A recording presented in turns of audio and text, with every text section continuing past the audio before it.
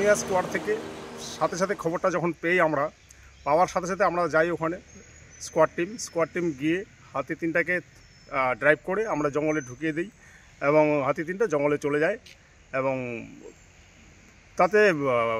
কোনো ক্ষতি হয়নি এবং খুব সুন্দরভাবে হাতি তিনটা জঙ্গলে প্রবেশ করে।